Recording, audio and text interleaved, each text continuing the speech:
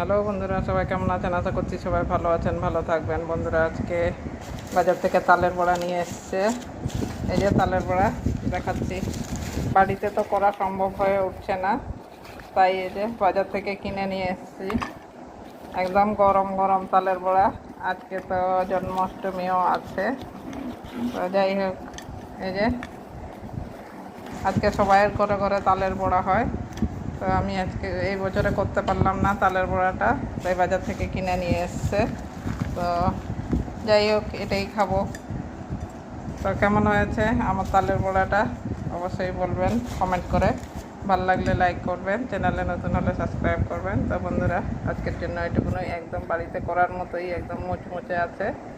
এই যে খুব নরম সফট বড়াটা।